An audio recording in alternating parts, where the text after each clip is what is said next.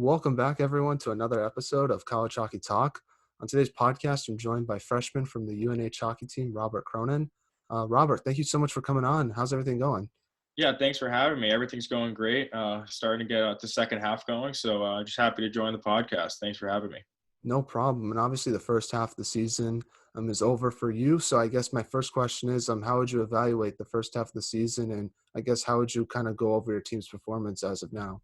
Yeah, the first half was awesome. It was definitely a big jump coming from juniors to college, especially that adjustment just with how much older kids are. But it was an awesome experience. My first half, like playing the first home games at the WIT in front of all the fans, was an awesome experience. And one big reason why I came to UNH and got to see it true. So it was awesome to play in front of those fans. And just playing Hockey East has been great. I mean, it's been my dream my whole life to play for in Hockey East. And so going to like BU and all these Northeastern and all these cool rinks and around that I've been going to my entire life. So it's been pretty cool. And we had a good start, and then definitely a little tough stretch for a bit where we lost some road games, but we found our way. I mean, scoring's definitely been a tough thing to come by for our team, but lately we've been starting to get the ball rolling, which is nice, which we want to see for the second half. But I mean, our defense and goaltending's been there, but just need to start scoring more. So we're looking to get that going as we get rolling in the second half.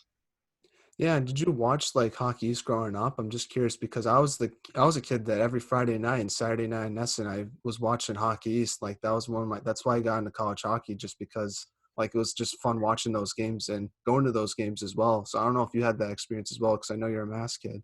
Yeah, absolutely. I went to all the college hockey games. Like, especially when I was younger, I was a huge BC fan myself. Like Johnny Gaudreau was like one guy I'd always go watch, and going to those games, it was great. And seeing the fans there, it was just such a big fan of college hockey, especially Hockey East. So going to the BC games and Northeastern games, because like during my 18 U Advantage year, one of my teammates, Cam Gaudet, his older brothers, Adam Gaudet. So when he was on Northeastern that Hobie Baker season, we got to go to all those games and with him, and it was pretty cool watching him light it up and watch Northeastern, the success they had. So definitely made me fall in love with like Hockey East even more, and watching the fan base and how great the competition is. So it's definitely a big part of the reason why I wanted to come to UNH.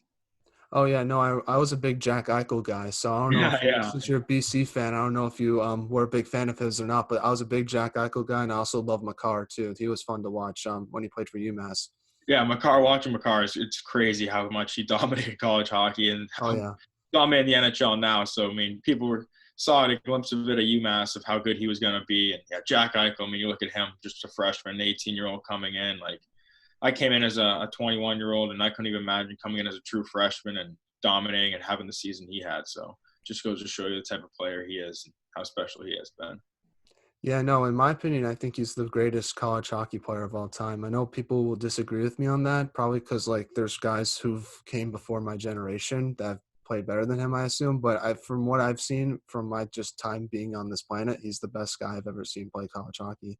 Oh, yeah, it's crazy. Like, his highlight reel was just something you can watch over and over again on YouTube. I mean, like my old my trainer, he loves Paul Correa. He's another guy Yeah. who's dominated college hockey and lit up. But yeah, Jack Eichel, I mean, to have the year he had, like win the Hobie Baker, the Bean Pot, the Hockey East Championship, I mean, can't come a goal shy in the college national championship to Providence off that fluke goal was pretty tough. But yeah, he did everything that freshman season that you could imagine.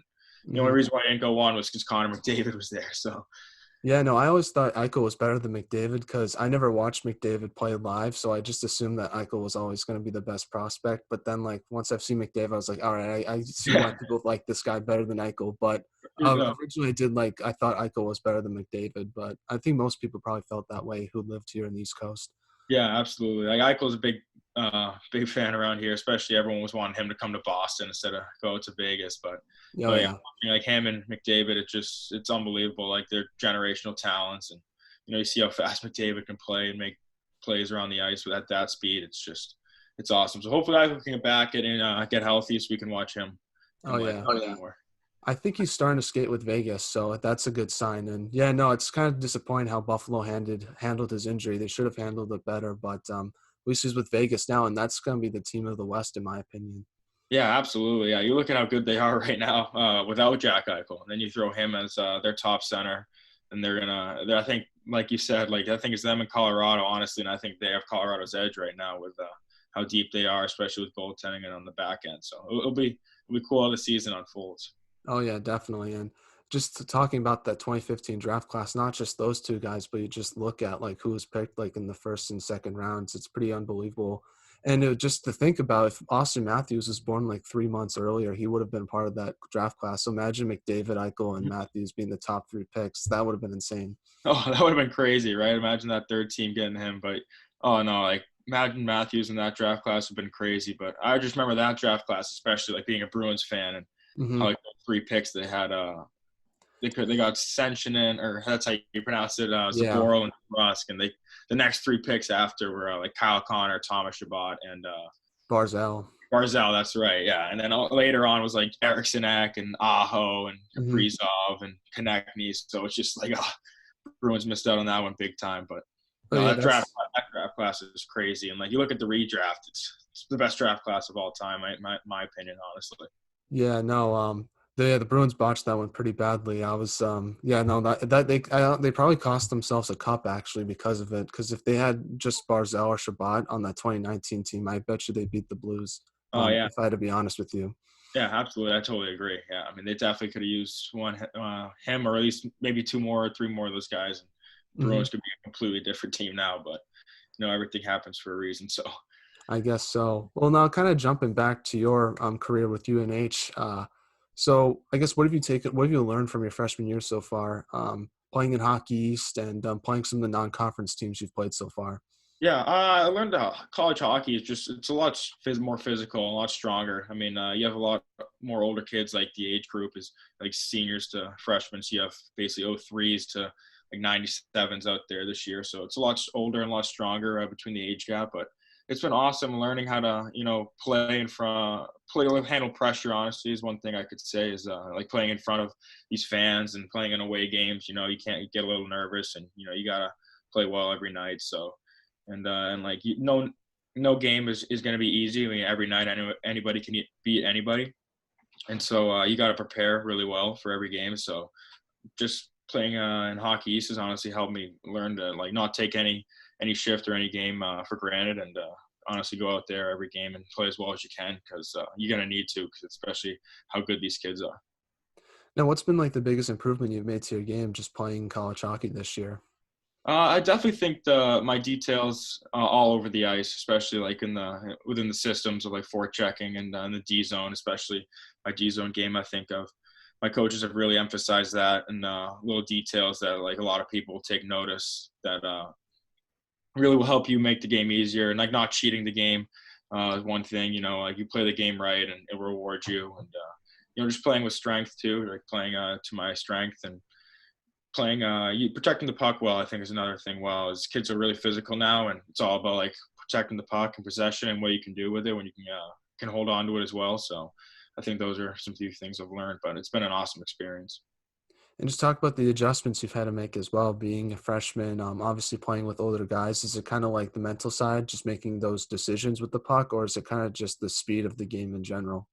I definitely think the speed's right there, honestly, with the USHL just from last year. I definitely think maybe a little bit faster just because people are older. But no, yeah, it's definitely a good adjustment, especially when I coming in and getting some playing time right away. You want that right away. You want to be able to come in and have the opportunity to have success and help out the team win. So it's been great, and honestly, it helps my mental side where it's like you got to come in and basically get comfortable, more and more comfortable as a freshman at such a young age. So like throughout the next couple of years will basically be like second to none to me. Everything within like the culture and our systems, and also just playing Hockey East and playing with other guys. We're developing a lot of chemistry now, so it's been great.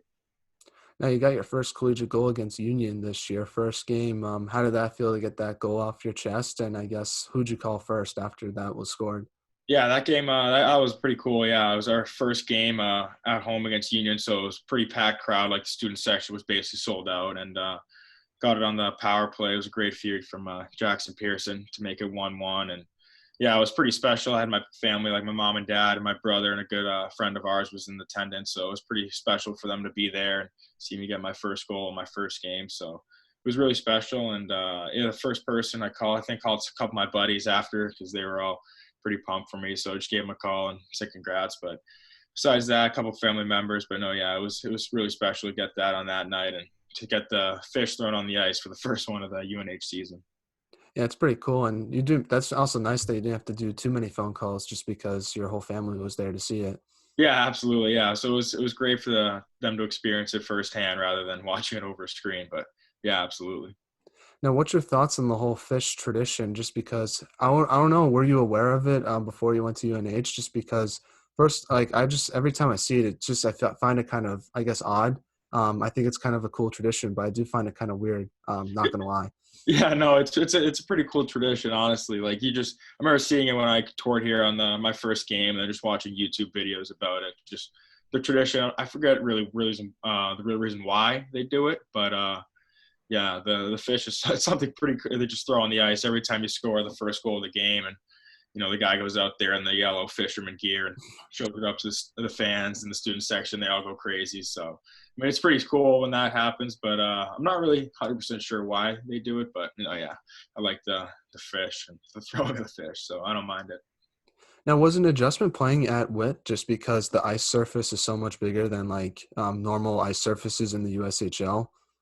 Yeah, honestly, yeah, definitely a little bit of a adjustment there. I know Waterloo was in Olympic size, so when we'd play there, it was definitely a lot of fun, and especially having the more like the bigger zones, you have a lot more room and a lot more space with the puck. So that was definitely, I think, a reason why I wanted to come to UNH, just play on the big sheet and being able to create and make all these plays on the big ice would be a lot of fun. And I think honestly we'll play to our advantage sometimes because like teams that will come in from an NHL size rink will have to, they'll struggle sometimes with dealing with the bigger ice and especially with like conditioning or just the way the systems are because you can't really play some systems to the way the rink is just because how big it is. But no, yeah, it's awesome.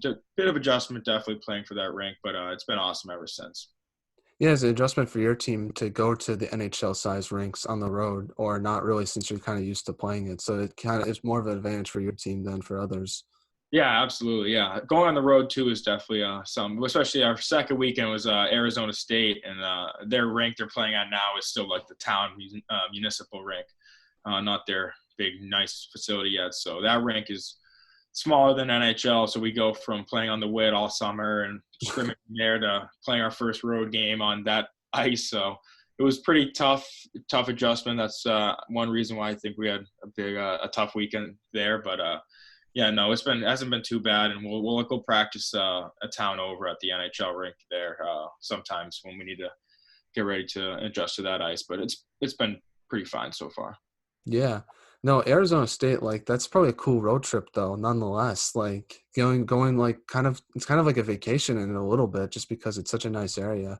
Yeah, absolutely. You go down there and it's like I can't believe like they play hockey down here. You go to the rink wearing flip flops. It's pretty cool, yeah. But our coach stressed like treat it like a business trip, like we're here to win 2 games. So we definitely were dialed in for that. But oh yeah, it's an awesome area to play hockey and it just the weather is amazing there. So you get that pretty much all year round. So it's pretty cool, and they got pretty awesome jerseys. So Oh yeah. definitely want to give them credit to that.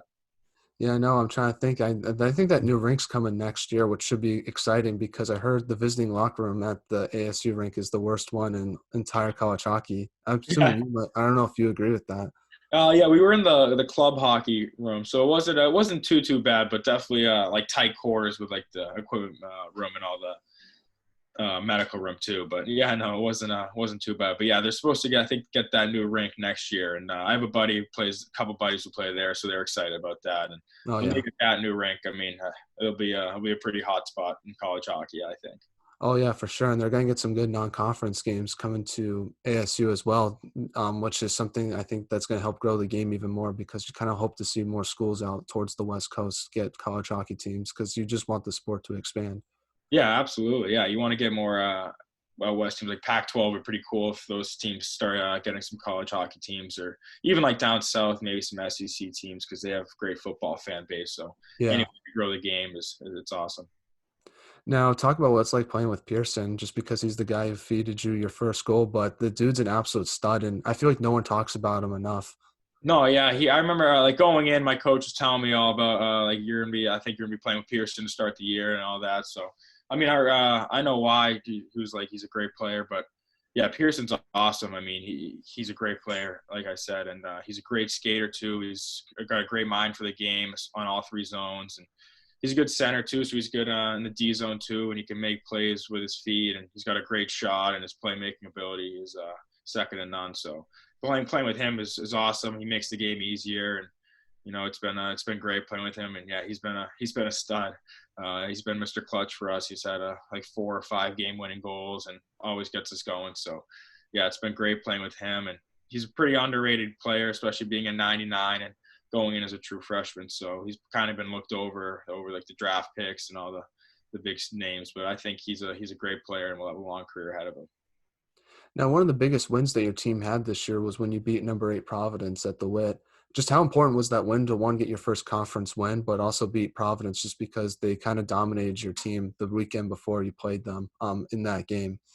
Yeah, absolutely. I mean, Providence, they're a great team. I mean, they're one of the best organizations, I think, in college hockey, especially with what Nate Lehman, what they've been doing down there since they've won a national championship. They play really hard and they play really structured in the D zone, and they don't make mistakes, and they're not really gonna beat themselves. So you gotta play well against them, and they're really good in the D zone. So it was tough to score, definitely those weekends against them, but we kind of held them in, held our D zone really well that third game, and managed to get it to OT. And Pearson, like I said, came up clutch again, Mr. Clutch for us. So that was a really big win to split with Providence. They were top 15, I think, team at the time and number 1 in Hockey East. So they're definitely a team that will be in the tourney, and it was a big win for us and to get the ball rolling and get our first conference win. So we were all happy about that, and especially to get it against Providence. So Now, definitely. you also beat Harvard this year as well on the road. Just talk about how important that one was to get your first road win, but also to beat a team like Harvard, because that was probably the best defensive game I've seen from a college hockey team play this year, to be honest with you. Yeah, I appreciate that. I mean, we really take pride in our defensive game. As I mean, you look, we don't really give up a lot of goals. Our goal, that's due to our defensive side of the puck. We've got our defensemen are really solid, and our goaltending is really solid with Mike Robinson and David Fessenden. So, but that game was awesome. I mean, Harvard, they've got some studs over there. They're like Coronado and Farrell. They've got some really big name guys up front, and they've been putting on a lot of goals lately. So we were made sure one thing to come in is we had a good system to kind of shut them down and make sure keep them to the outside and not let them generate any sort of their scoring plays they can create in the O zone. And yeah, it was a great game. I mean, our goalies played great, and he had to make some big saves for us and bail us out sometimes. But I think our D zone and our penalty killing really bailed us out that game. And then, like I said, Pearson again, breakaway goal in the third. We managed to win 1-0. So that was definitely a huge road win, and to beat Harvard, like another top 20 team and a team I could see going pretty far this year. So it was pretty sweet to get that win.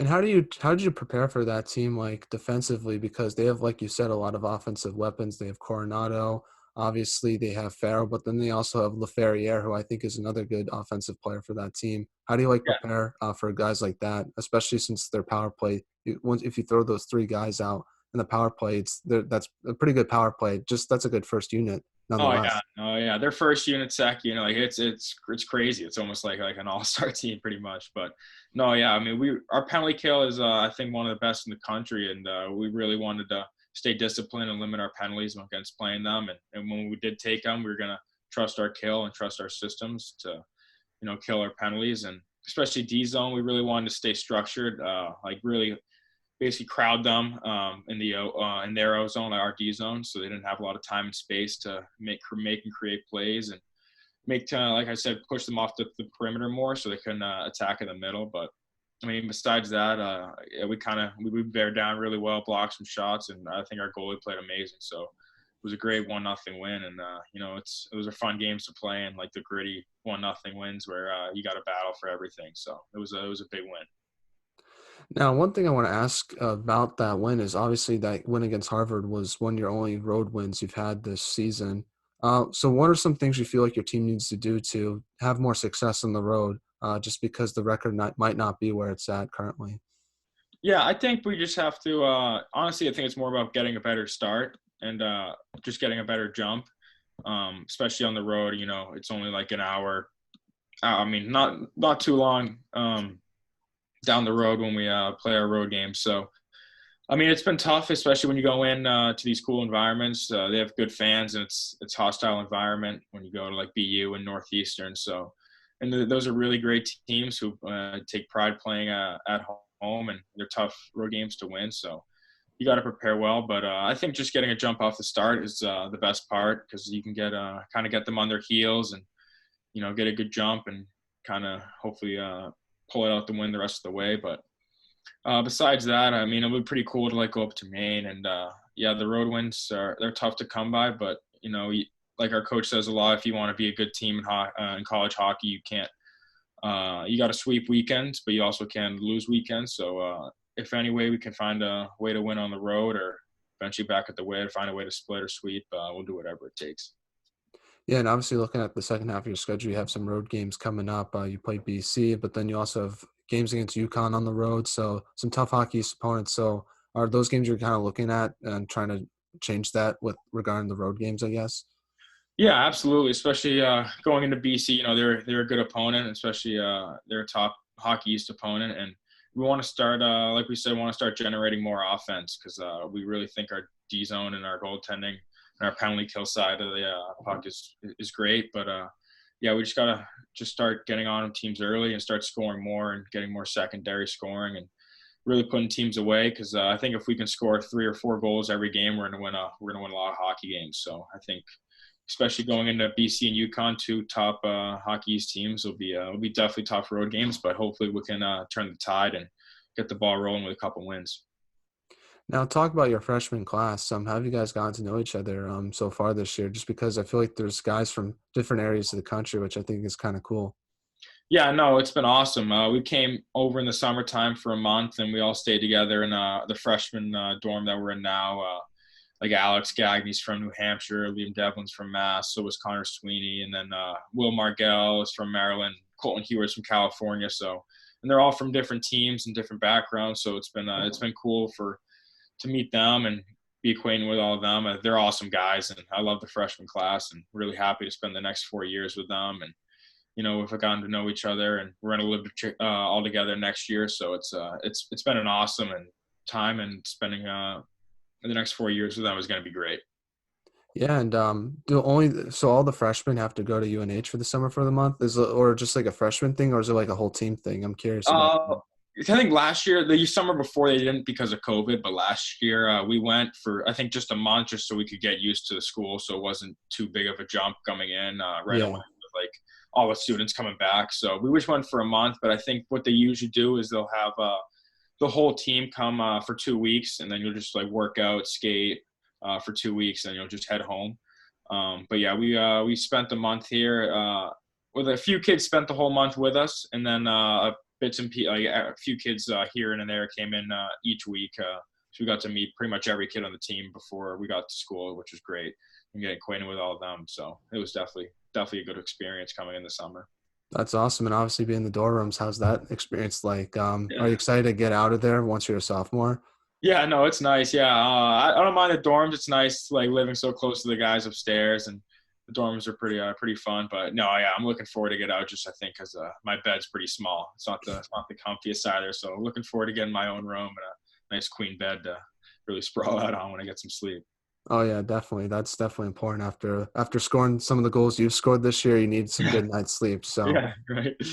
now I kind of want to transition and talk about the beginning of your hockey career and kind of work all the way up to where you are now with UNH. So you're from Plymouth, Mass.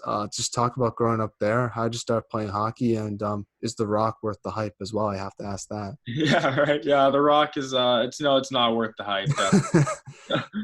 It's definitely, but people come all over to see it. This big C20 planted in the Rock. But no, yeah, but Plymouth. So I came in from grew up in Plymouth. Started skating when I think was like 2 years old, 3 years old. My dad had me on skates, me and my brother. So we started playing youth hockey there, and then eventually Jamie Sullivan, who's one of my best friends' dad, who's coaching the Boston Bandits, and he asked me to come play for him. They're in the EHF with like the Terriers and the Eagles and the Kings and all them. So I started playing for them, and honestly, I think it was the best decision of my life, leaving like youth hockey to go to play for him, because he played at Merrimack, and the other coach, Rich Alger, whose son plays at UMass now, and he played at BU. So just from such a young age, learning from these two great coaches, I really think they made me fall in love for the game so much. And after that, I went over to the Boston Advantage for my second year U16 and first year U18, and played there for Rob Himberg and Eric Healy, and it was awesome. Tim Lovell runs it over there. His son plays at Arizona State. He's good buddies of mine, and they run an awesome organization there, especially with a skating program. So it was great to go there and get some other exposure and take my game to another level. And then after that, I wanted to get a new scenery. So I wanted to go prep school, to try the prep school route. So reached out to a few prep schools, and the Gunnery and Craig Badger, they reached back and they were like, yeah, like we've seen him play and would love to have him out for a visit. So I went out to visit the Gunnery and watched the game there, and it was a great campus, and loved the coaching staff. So I really wanted to go out and play for them. So I went out there for my PG year after I graduated from Plymouth North, and I played split season for Yale, which was an awesome experience. We went to the national semifinal in the spring after, and that team was awesome. Like LaFerriere was on that team. We had guys like Posma and Capone, so it was an awesome team, and it was a really cool experience. And the Gunnery was awesome. Playing for them was awesome. Like prep school hockey was everything I could have asked for.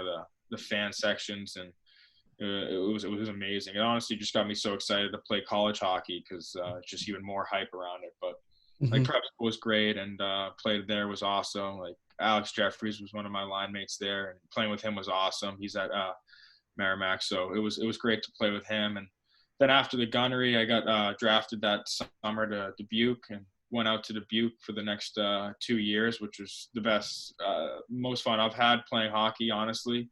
Playing in Dubuque, it was just the best experience with all the guys and the road trips, and playing in front of all those cool fan sections and amazing arenas. It was just, it was awesome. It was the best 2 years of hockey of my life. And then I committed to UNH in Gunner senior year, by PG year at Gunnery. Sorry about that. In February, so I committed there on senior night, which was pretty cool. And then after Dubuque, basically came right into UNH, and here I am now. So Yeah. the whole story of all the teams I've played on and how I've gotten to where I am. Now for Gunnery, did you like go to school there, or you just played hockey there? Yeah, I went to school. Yeah, so I went to school all year round there. It's just my 1 year of postgraduate year at Gunnery. So that is it kind of a tough transition going from like Plymouth High to the Gunnery, because it's kind of two different types of schools if you think about it. Yeah, absolutely. Completely night and day. Like, public school with like 1,500 people to a small private school with like a few hundred people. But no, it was awesome. I mean, the dorm life was great, especially living with all the hockey guys and all the seniors. So it was awesome living with them. And they made me feel so welcome right from the start. And it was just like the camaraderie living in the dorm, and all the fun stories we have of goofing around in there was awesome. And was truly was a great experience playing prep school, and would never don't change it for nothing. I honestly wish I could have gone back for another year, but I was happy for the year I had. It was awesome. Yeah, I'm from like Central Mass, so one of the things I'm a little bit jealous of is in the Boston area is just how good the prep schools are, and just kind of that like hockey scene that's out there. I think that's something I kind of wish I experienced in my career. Yeah, absolutely. Yeah, the Boston schools, they're awesome. Like the prep schools around here, like Thayer, and you have St. Sebastian's, and all these schools that they have put on guys in the NHL, and all these college hockey guys. But yeah, I mean, it's great. But especially I wanted to take I think the Founders League for me was where I kind of really thought was, I think, the top league, especially with like Avon and Salisbury. And I think the student sections down there, and like the fans, I think it was pretty cool to go down and veer away from like new Massachusetts area, and kind of get a new scenery and branch out to Western Connecticut. So yeah, there's definitely amazing prep schools around here. Like my mom and dad both my mom went to Thayer, like my dad went to Tabor. So we're really familiar with the prep school. But yeah, I wanted to go out west a little bit to Connecticut, so I'm happy I did. Yeah. Now, who was your favorite player growing up? Was it someone on the Bruins? Was it another NHLer? Like, who did you like watch growing up? Yeah, Patrice Bergeron was my favorite player. Like watching him every every night as a kid was awesome. I mean, I wore number 37 growing up because of him, and he's been my favorite player. And just watching him and how much success he's had throughout his entire career has been awesome. And I'm a big fan of his and how well he plays the game 200 feet, and he's just such a true pro. And like he's like the best guy, and everyone says like he's the perfect guy. Like there's nothing wrong with him. So Yeah. yeah, like he's my favorite player. I love Patrice Bergeron, and he'll be my favorite player forever. Yeah. Now, or do you think this will be his last year in the NHL? I'm not sure. It's I mean, you think so at the beginning of this year. Like, he's not having the greatest start, and then he turns it on and he scores those like hat trick and then four goals. But I don't think so. I think he'll definitely play another few years. He's still right there in the top three of the Selke every year, and he's playing. He's having over like 70 points every year. He's playing and producing well with Marchand and Mm-hmm. Pastrnak. And I think the biggest part is his leadership. Like, I mean, like you look at Char, he probably wouldn't have been on the team longer if he wasn't such a great captain. And I think the Bruins need a guy like him who's been there from early on in his career to really lead them. And I think he's the type of guy to bring them back to the playoffs and for a deep run. And I think he's the perfect guy to wear the C in Boston. Yeah, no, I hope he does stay for a few more years just because, want the Bruins to do well. And the Bruins are obviously better with Bergeron on the team than without him. Because Yeah. when he was out, like, they had all those COVID issues in the middle of December. And, like, where they had Marchand, like, they had pretty much every guy out. I don't know if you had the chance to watch any of these games, but it was Yeah. just a completely different team. So it just Oh, shows you how yeah. important those It guys was are to the brutal. team. Yeah, no, yeah, it was tough watching them play. Like, I definitely like when I seeing them out. It's like, oh, I want to watch the Bruins tonight because I like watching those players so well just because Yeah. how good they are. But no, yeah, I really like this like window the Bruins have had with like Bergeron, Pastrnak, Marchand. So I really hope that they can have some more success throughout the end of Bergeron's career because I think he deserves everything. Yeah. Now, obviously, you played for Dubuque in the USHL. You said you got drafted by the team. How did you what's the draft process like for the USHL? Because I know some guys feel like they didn't even know they were picked. Like it was just kind of a Yeah. surprise to them, and then other guys kind of expect it to happen. No, yeah. So I was just coming up to the draft. I was talking to my advisor, like a couple teams. The two teams that I personally only talked to were Sioux Falls and Cedar Rapids. So I thought one of those two teams were going to be one of the teams to draft me just because they talked to me first. But my advisor said he talked to pretty much every team. So I honestly had no idea where I was going to go and was just had the phone on and like during class, just like looking at the draft. And then I saw my name pop up for Dubuque, and I was like, oh, I got drafted and got a call from Oliver David, who's the head coach there, and he called me and was just like welcome me. As I said, he was excited to have me come out to main camp, excited to meet me, and it was really cool to get drafted in the USHL because it was always been a dream of mine to get drafted in USHL, and watching like my friends get drafted in like phase one, especially. I wasn't definitely the player I was back then, but I've come a long way and happy to get drafted by them, and couldn't have been asked to get drafted by a better organization because Dubuque was awesome, an awesome experience. So Now, looking back at your time in the USHL, what's the best memory you have with Dubuque? there's so many. I mean, we have every year, especially like away from the rink with all the guys. Like poker nights are great, but I honestly, if there was one memory I could just like take away with just my second year there, just the whole season in general of how far our team came from the start of the season. We were 2-11, then 2-13, like bottom of the league. Not really had much hope of making the playoffs and keeping Dubuque's 13-year playoff streak running. So we kind of had a big coming of age and coming together as a team, and we got some new players and we managed to turn around and go on a big run in the second half. And I think the best memory was our last weekend. We were playing Green Bay 2 games, and USA was playing I forget who. I think Chicago or Muskegon, and they had to. I think they had to win both. Or we had to win both to make it, or they had to at least lose one. And so we had to go into that weekend like the place was packed, and we ended up sweeping Green Bay and like killing them like 7-3, then 6-1 to really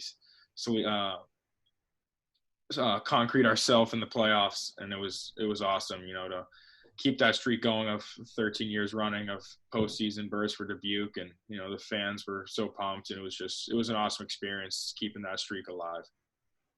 Now, how did the USHL help prepare you for college hockey? Because obviously, when you look at the USHL, pretty much rosters are just filled with like D1 commits everywhere. Yeah. No, yeah, absolutely. I think the USHL is the best junior league in the world, honestly, to prepare you. And for my first year there was awesome, and especially last year, my second year, just how tough the league was, because you have Cedar Rapids and Madison bow out, and all the cancellations in Ivy League and the CHL. So you had kids from all over the world, like especially like in Canada and in college too. Like Sean Farrell and LaFerriere came back and played, and they should have been in college. So the league was definitely I think the best it honestly could ever been, with the talent wise. And I think it really treats you how to be like a pro. I mean, it's you playing games twice a week pretty much. I mean, Friday, Saturday, throwing in a weekday game here and there, but it's practice and games. So it's hockey 24/7. I mean, it really gets you ready for the pro lifestyle. And the kids who play in the USHL, they're so good. And you look where all they're going. They're going to the top programs in college hockey, and you can play against these kids night in and night out. It'll really get you ready to play at the next level. And I think the speed and skill of the USHL is right there with college. Players they're just so good in the USHL too. And it really helped me get ready, especially like system wise, with learning like the D zone structures and offensive zone structures. So, I mean, it was awesome to go there. I definitely could have gone to the BCHL my first year and played there, and like been a top guy there. But I wanted to really learn the game, and like trust the process of playing the USHL to really grow my game. And I wouldn't change anything. So I'm so happy to play there the past 2 years, and I think it's the best league in the world. Who are some college hockey guys that you got to play with at Dubuque that are in the college hockey right now, I guess? We had some pretty cool guys. My first year, we had a really good team. Like Reese Gaber was player of the year, our leading goal scorer. Like broke the record in Dubuque. He's at North Dakota right now, tearing it up, and he's one of the best goal scorer, like probably the best goal scorer I've ever seen. So it was amazing watching him play. And we had Eric Portillo too, who's Michigan's goalie right now, and he's a brick wall. So watching him play that first year it was amazing. Like I could see why he's going to be an NHL goalie, and why he's the best goalie in college hockey now. Like he won us so many games, and the saves he would make, and just how poised he is in the net. It was awesome. And guys like Copperwood too, you look at how he's dominating college hockey now, and the Jackson twins really lit up the USHL that year too. And like Wyatt Kaiser he's a really good D-man on our team from our first year. So we were a really good team our first year. Too bad COVID kind of ruined it for us as we got cut short.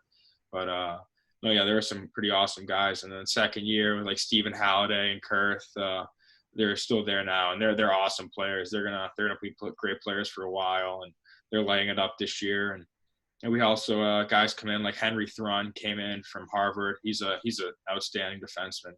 I love playing with him. He was a really good buddy of mine, for being from Mass too. And yeah, just watching him play and how poised he is and the way he makes plays. He doesn't make a wrong play. So it was awesome playing with him. And then also a kid like Matt Savoy, who came over the 04 from Canada. So he's a generational player. Like his speed and his shot and talent is through the charts, and you could see why he's so good at such a young age, and definitely be a top pick in the NHL draft next year. So it was awesome playing with these amazing kids, and it was even cooler playing against some of these kids. So it was an awesome experience, and yeah, definitely some good buddies of mine, and happy to see they're having success in the college level too. Now, going back to your recruitment process with UNH, what was that like for you? What made you want to go to UNH versus other schools you might have looked at? Because I know you said like you've always wanted to play in hockey, so I guess what made UNH stand out versus some other hockey schools you might have looked into? Yeah, UNH was definitely one. I wanted to be close to home. That was a big thing so my family and friends could come watch me play. And definitely UNH, when I toured there, I went up there for the Whiteout the Wit game versus Maine, and just the crowd. It was the crowd out the door from the start of warm-ups, and sold out by the end of warm-ups. It was an awesome experience, and watching the fan section there and just how cool it is playing in front of playing at the Wit. It was definitely sold. And also the coaching staff with Mike Souza and Jeff Giuliano and Glenn Stewart. I love them all. And they were a big reason why I wanted to come to UNH. Is they were one of the few teams that believed in me from the start, and I greatly owe them a lot of appreciation towards that. As they were the ones who came out early on and really wanted me, so I owe them a lot of respect to that, and I loved them. I really wanted to come and have a lot of success and play for them here at the Wits at UNH. So I really it was pretty much sold. Besides that, and close to home, playing in front of the Wit and in front of the great fans at a great organization with a storied history. So I was really happy to commit to UNH. Now, what's it like playing under Coach Souza, just because he's such a legend for the program? Yeah, no, it's great. Yeah, like you look at all the success he had here, not only as a player but as a student. So he takes great pride in like how you do anything and how you do everything.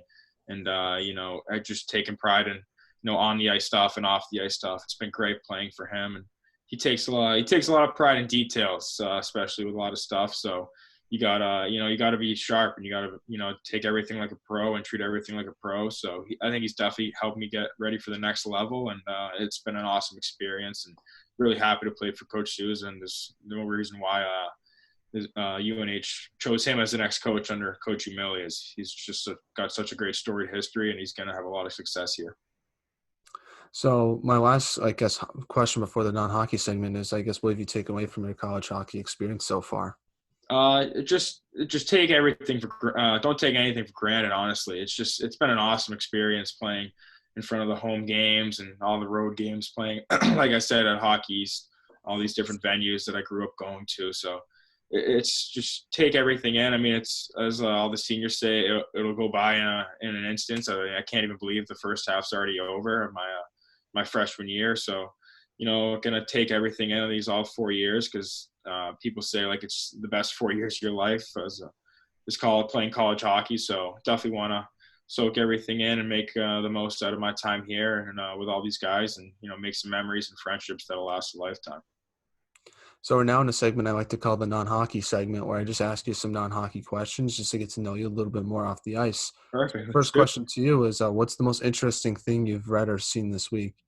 Can't really say. I mean, I did watch the national championship game last night, and that was a pretty interesting game. But no, yeah, I mean, nothing. I started to get into the new TV show Drive or Survive, which is about like the Formula One racing. So that's probably pretty the most interesting stuff I've seen this week. It's pretty cool learning about all the F1 stuff, and just I'm starting to become a big fan of it. So yeah. Yeah, no, that looks super interesting. I've always wanted to drive a Formula One car. I think that looks super fun. I don't know, like, if you need like a particular license for it, but I do agree. I think Formula One's pretty cool to watch from what I've seen. Yeah, absolutely. Like every Sunday, my brother and I would get up and watch those races together. But yeah, the cars, they just go so fast, and crashing one of them could be a nightmare. So yeah, it'd be pretty cool to drive one of those cars, but I definitely need a lot of money to do that. So it'd be pretty cool to do it one time. I think New Hampshire has like some race car track that you can just bring any cars and just like race with them. I don't know. I think I was told that it's somewhere in New Hampshire. So I feel like if I had enough money, I would totally buy a F1 and just like race it around that track. Yeah, right. Yeah, no, I think I've definitely heard of like a racetrack in New Hampshire. So you and me we'll save up some money, and we'll All go right. cars and go race each other.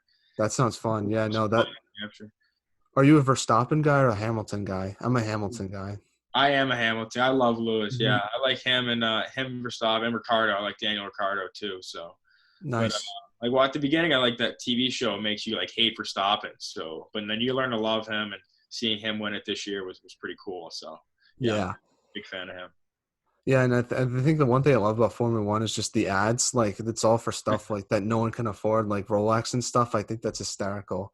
Oh yeah, it's hilarious. Like the money in it, it's just like it attracts the wealthy of wealthy, even though it's like Gucci and like Chanel and Rolex. It's like, yeah, like I'm just gonna hear and watch the race on my TV. Like I can't afford any of that, but no, it's pretty cool. It's crazy how much money is in it. Now, I guess the most interesting thing I saw, or I guess I shouldn't call it interesting, but I saw that Bob Saget passed away. So I thought that was pretty Yeah, sad. I saw that. Yeah, But that's like the most newsworthy thing I think I've seen this week. Oh yeah, right. There hasn't been much, but yeah, seeing Bob Saget was definitely sad. I remember watching him on like Full House and Mm-hmm. a couple of instances in Entourage. So definitely just sad to see him go at such a young age, but he's a legend.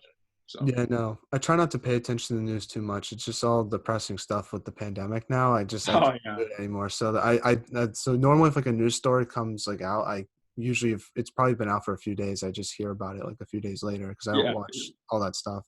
No, yeah, I'm the same way. I'm not really big into the news. Like, I just really focus. I'm a big sports guy, so if there's Same, something yeah. in the sports world, I'll definitely focus on that newsworthy. But don't really focus on like all the other news and all the Oh yeah. pandemic stuff. So just focus on sports and hockey.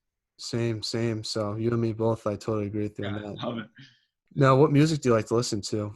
I like honestly all types. You know, it's whatever mood I'm in. Like summertime, like beach it. I'll definitely go country, and like trying to get me like before a game, I'll listen to some rap and some like electric dance music. You know, get you going. So, but I honestly like all types of music. Just whatever mood I'm in, and I'll kind of play whatever just to get me feeling good. But yeah, I like all types.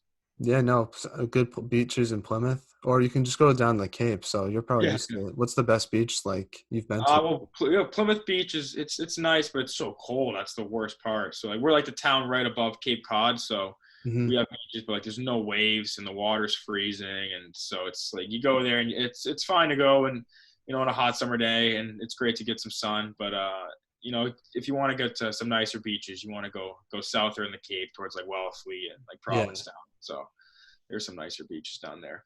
No, I saw this story this past summer that there was a fight club at Plymouth Beach. I don't know if you were aware of this. Oh Not a yeah, news guy, but I saw that and I thought that was hysterical. Oh yeah, I think I remember seeing that like Instagram, a couple Instagram reposts. It's just like, oh, Fight Club, I like White Horse Beach. I'm just like, this can't be good. Like this can't be going. Yeah. But, no, yeah, like you look at like Plymouth, there's like two beach, like White Horse and Long Beach. So like Long Beach, you kind of go for the more relaxing time, where White Horse can kind of get a little bit more rowdy. So I Oh don't. yeah.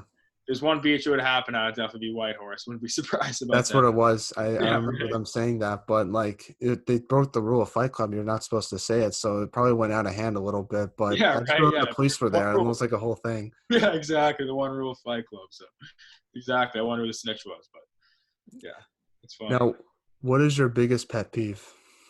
Yeah, this was one I was thinking. I don't really have a ton. I mean, maybe one a little bit of a pet peeve, a little annoying to me, like snoring or like chewing with your mouth open, just something like that. Where just like if I'm eating, like I don't know, like kind of think it's a little gross, but it's Mhm. it's not the end of the world. But maybe snoring if I'm like with a roommate on the road and can't get some sleep and all you can hear is him snoring. It's kind of like, oh my gosh, like I'm never gonna get to bed. So I mean, Yeah, besides that, I think those are the only two. Maybe homework. That's it. But no.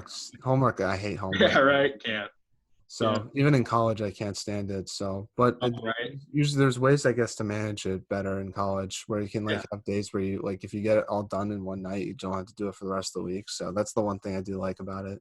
Yeah, right. Like especially me coming to college, I think like with more time to do stuff, I think I'd like get the homework done more. But still, like I'm a big procrastinator, so I need to work Yeah. on my time management with homework. But no, it's been fine. But definitely big pet peeve of mine.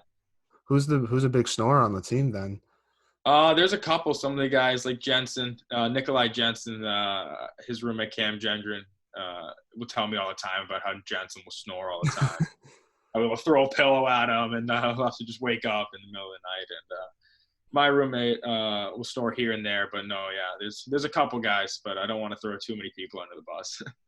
Yeah, you don't have to do too many road trips for UNH though. So, but I'm assuming like Arizona State and some of those other ones, like out towards like New York, they had to do some. So, Yeah, absolutely. Like that's the one thing that's nice about like UNH and playing hockey East, especially at UNH is like there's no. I mean, besides like Maine or Vermont, like those are like 3 hours. But even then, like you're in your own bed that night, which is nice, and it's easy travel. And only a few games this year we've spent the night before, which isn't mhm. too bad. But yeah, it's only like an hour and an hour trips, 2 hour trips, which is awesome. So you leave day of and get home to your own bed, so it's nice. Now, if there was a movie made about your life, who would you want to play yourself? I was thinking definitely maybe either Mark Wahlberg or Tom Cruise, just because I'm not the tallest guy ever, but like the brown hair and Hmm. Mark Wahlberg, he's a decent guy, a decent actor. Same with Tom Cruise. So and he's a Boston guy. Mark Wahlberg is so Yeah. maybe maybe throw him in there as a guy. Yeah, no, I don't think like I think for me it'll be one of the Spider-Mans, like Andrew Garfield. I think he's a good actor. Yeah, I don't yeah. know, I don't look anything like him, but I would just it would be cool to have him play me in a movie. Oh yeah, And then, right. You a or big Tom Marvel fan Holland too? too. What? You a big Marvel fan? Yeah, I do like some of the Marvel movies. I don't follow it as closely as other people do, but I will like watch it like occasionally if it's like on TV. Like I saw the Spider-Man movie Yeah, recently. me too. Yeah, no, yeah, I like the Marvel movies too. I like my roommate last year from Dubuque he's like like religiously loves the Marvels, like every movie in order, like cried at Endgame and all that. But Oh no, yeah. I'll watch like here and there some of the Marvel movies, the new ones. Definitely saw the Spider-Man, which was nice. But yeah, I mean, I like the movies. I'm definitely not like the crazy fan over them, Yeah. but I'm what they call a casual for Marvel movies. yeah, I I'd watch say like I'm the right big there ones. too. I Right? wouldn't like watch like I don't know like those like series that they have on like Disney Plus. Like Yeah, no. Like I haven't seen any like the Gardens of the Galaxies, or yeah. I haven't seen like all of the Thors, but like I've seen Iron Man because Hmm. like all the Avenger ones because I think those are the coolest when they're all together. So Oh yeah, totally. Yeah. So I feel like either like Andrew Garfield or Tom Holland, but for Tom Holland, he's like 5'8", 5'9", and I'm yeah, the same height as him. And I feel like people like always say 5'8" and 5'9" people are like small. So it'll yeah, be nice to have him like play me in a movie and like prove those yeah. people wrong, I guess. No, right? Yeah, play Tom Holland and throw Zendaya in there as your extra. And there you go. That'll be cool. That'll be cool. So, no, yeah, that'll be an interesting movie to say the least. Right? Yeah, yeah. That'd be pretty cool. I definitely go to the movie theaters and see that. But Yeah. that'd be pretty interesting. Gotta get Zendaya. Now, who has the best style on the team besides yourself? I'm curious. You obviously have the best style, but who would be like Yeah, number yeah, right. two? Yeah, besides me, no. Let's say Luke Reed and Chase Stevenson. Yeah, the two of the Canadian kids. They've got some nice style, especially on game days. Reeder's got he's got some nice suits, and Stevenson he's always dressing to impress, and has always got to look good. So yeah, those two definitely got the best style of the team. They try hard to like look good for the camera when they walk in the rink. Yeah, yeah, you definitely like for picture day. You know, Steve-O, he loves like getting his hair done and everything. But no, yeah, he's a good style guy. He's a man rocket too. So it's Mhm. he fits the part well. Now, who's the funniest on the team? There are a couple funny guys. Liam Devlin's he's a funny character, one of the freshmen on the team, and Eric Esposito, he's another funny guy. He's a great storyteller. Great storyteller. Can like doesn't matter what it is, he'll have you hooked. If it's like talking about what he like ate for breakfast, like you'll be sitting there dying laughing or hooked about it. So definitely those are pretty funny guys. What's like an Esposito story that's like the funniest? I'm curious about it. Good Esposito story. He's got some funny ones. He just talks about like his family members will just bring up, but like when Hmm. they'll like come to visit and just like all the stupid stuff like they'll get into like around Durham and how he has like his big cousin Eddie. He's like the biggest guy like you've ever seen. He's like 6'8", 260, and he's just like will walk around just people will just like chirp him and like just like yeah I got like he'll just basically run his mouth, but knowing that like Big Eddie will have his back, but. Yeah. There's not many. There's a couple rated R ones that I'll save for another time. But yeah, Oh, he's definitely the character of the team. yeah. You can tell me those after the pod Yeah, for no one else. So, but no, absolutely. that's pretty cool. No, I can't. I'm trying to think. Yeah, I can't think of any like. I don't know. I feel like it's hard to be like the funny guy on the team just because like you don't want to try too hard, but you like it's a good way to bond with your teammates though. Yeah, absolutely. No, yeah, just like the subtle chirps, like giving and taking, or I think it's the best part. It's just like everyone's getting a laugh, and if you can't really laugh at yourself, and you know you can't really make make a big joke about it all. But no, yeah, I think it's awesome, and you know we're such a close team, and everyone kind of gets along well, and we're all joking around, so it's awesome, and it's been a lot of fun. Is Devlin the best chirper on the team then, since he's the funniest? Yeah, absolutely. Yeah, Devlin is the best chirper. Yeah, he loves it too. Like he'll always talk to you about it. But like you see him, like he'll like run down to the end of the bench and he'll like rip and scream into someone's ear about something they just did. So he's got some good chirps. Definitely get me going during the game when I hear some of him. But yeah, he's ruthless and he'll let go. So he's definitely the best chirper.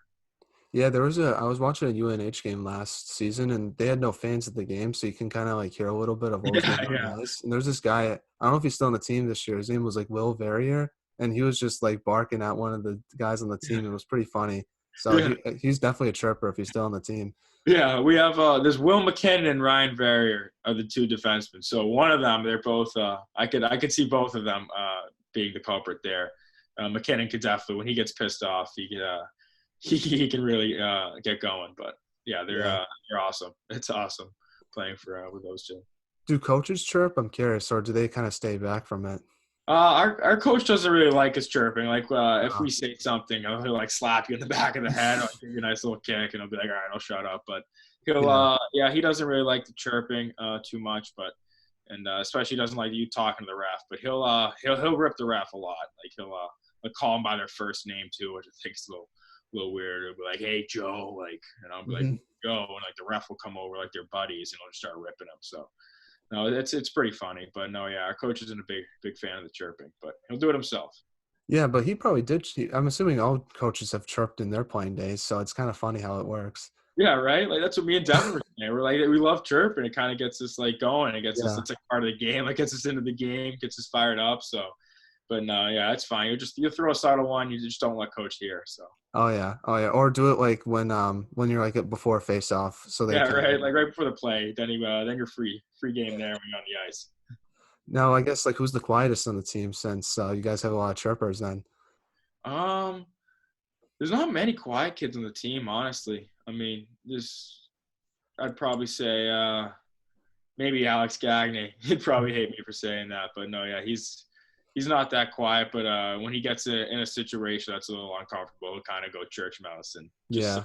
there, a little awkward. But no, yeah, I love Gags, and he's a great kid. I feel like the goalies are always the quietest on the teams I've played for, at least. I don't know if it's like that in college or not. Yeah, no, yeah, they're you could say that there's some, but they're not too quiet. No, yeah, like they're both, all three of them are really outgoing. Like Hmm. Jeremy, big sports guy from Chicago, so we give him a bunch of crap about the Bears and the White Sox and Hmm. being from Mass and how much success we have and how he hasn't. But no, yeah, they're great. And Robinson and Fezenden, they're great guys. In a couple classes with Fez, and me and Robinson are good buddies too. So yeah, no, they're especially, like you said, the goaltending is when you get people think you're kind of a weirdo if you're a goalie, but no, yeah, they're all three great guys, and I'm happy that they're on the team. Yeah, no, and you have to you have to be a good communicator, like on the ice if you're a goalie, just because of like the defensive like systems that are in college hockey. Oh yeah, absolutely. Like you hear Robinson screaming when you're like going back for a puck, especially like when we like set up behind the net for a breakout or on Yeah. draws. But no, you'll hear him barking too, so which is cool. Now, if you had to choose one teammate to cook a meal for you, who would you pick? I'd have to say either Philip Engeros or David Fessenden, the goalie. So they're the two chefs on the team because Phil Engeros cooks for one of the hockey houses, and they say he's the big chef over there, and he's always Yeah. telling me about the stuff he's cooking up. So I call him Gordon Ramsay. That's my little nickname for him. And then Fez will send me all of the photos of the food he cooks, and I'm like, oh, let me come over and eat, like cook me a meal and stuff like that. So one of Mhm. those two guys would definitely be the one I'd choose. He should make an IG channel just of like all the stuff he makes, and that could be Yeah, like a right. good side hustle Food made after. hockey cooking, something like that. Like open up a little Instagram page. Yeah, no, All I the don't know guys. if he's listening, but if he is, that's just a suggestion I have. That'll be a good side hustle. Yeah, right. While you Like play hockey. just open up a restaurant. Me and Matt will show. We the first customers. Oh yeah, definitely, definitely. Yeah, no, I'll buy everything too, and Yeah, right. try it out. I'll be like a good guinea pig. Right. Yeah. Try it out and give it a one bite. Everyone knows the rules. Absolutely, and it'll probably be all like at least 8.7s or higher. Oh yeah, everything. Yeah, nines or above. Nines or above.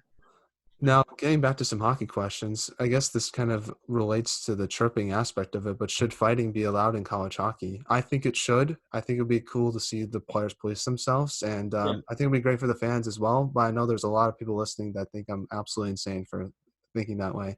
No, yeah, like there's an argument for both sides. Like there's people on both ends. I mean, I honestly just think it all comes down to like the cages and like if they were to go half shield, then absolutely fighting should be allowed because I mean like you can fight in juniors, you can fight in college, and when you get to pro hockey, I mean there's fighting there. So I mean you want to basically like get ready for the next level. You want to treat everything. So if it's like if you're gonna throw a big hit or do something stupid, you got to kind of answer the bell and step up for your actions. So I honestly think like wearing a visors and fighting wouldn't be the worst thing in the world to come to college hockey, just because that's what hockey is when you for the rest of your life after that. So I mean, it's only gonna prepare you more. But yeah, I mean, wearing a cage isn't too bad. It's definitely a little more protective, especially in front of the net and with sticks coming up high. But yeah, I think fighting would definitely be pretty cool and definitely sell, I think, some more tickets if they would be Mhm. fighting. But I don't think the NCAA would be too happy about Oh that. no, they would not like that, but I think it'll be fun nonetheless. And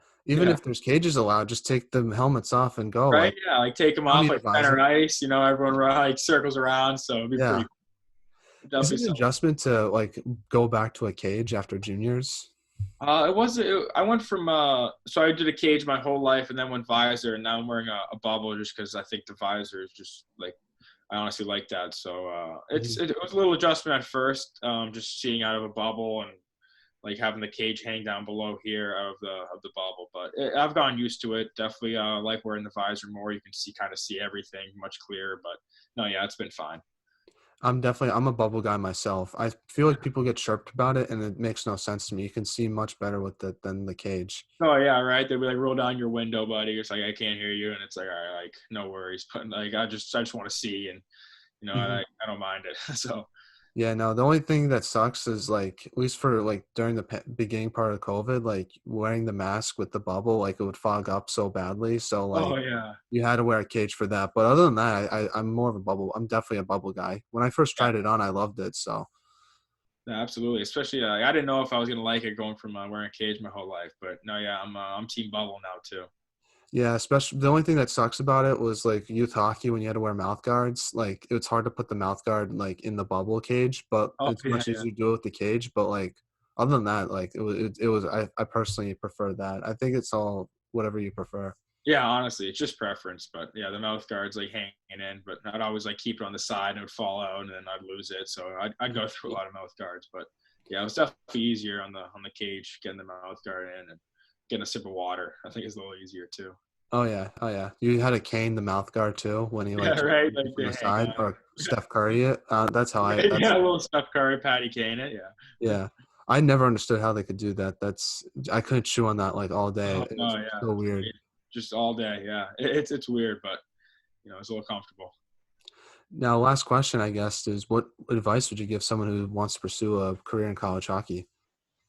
Just for a kid, for younger kids, honestly, just just keep working hard. I know it's kind of just the same old saying, but truly, like if you put in the hours, it'll pay off, and just practice and preparation for everything is the key, and you can never over prepare. So, if you really put in the hours of really bettering yourself in all aspects, from like nutrition to working out. Like sleeping right, doing the right exercises, and then also like working on the right aspects of your game. Like know your role basically. Like if you're a 6'6" like big D man, like don't try and be like a little skill guy, like try to like toe drag Mhm. in the corners and all the tight areas. So like just know your role and like play to your identity and work hard and keep watching hockey, keep being a student of the game, and eventually you put in the hours and all the hard work, and eventually you'll start to see your game take off and the success you'll have, and it'll be great. So, I mean, every kid I think should have the goal to play college hockey. It's an amazing experience, and so it's definitely really happy to fulfill my lifelong dream of playing it. That's a great way to kind of end off the pod, but do you have any shout outs? I know we mentioned a few people throughout this interview, but if there's anyone you forgot to mention, feel free to shout them out. Yeah, we just shout out the Johns of UNH hockey. So those are just shout outs. But yeah, besides that, no, yeah, just the Johns. Shout out. Awesome. Well, thank you so much, Robert, for coming on the pod. I really appreciate it. It means a lot to myself. I'm obviously a big fan of you now after coming on the pod. So I'm looking forward to watching you play in the future and hopefully see you play in person sometime soon. But take care and stay safe, man. And good luck for the rest of the season. I know you're going to do great. Yeah, I really appreciate that, man. Yeah, thanks for having me on. I was happy to come on, and good luck with the rest of the podcast. The rest of the way, I'll definitely be following you around, and hopefully we can connect soon. And yeah, you stay safe as well. And once again, thanks for having me on. Really appreciate it. No problem. Thank you. Like I said,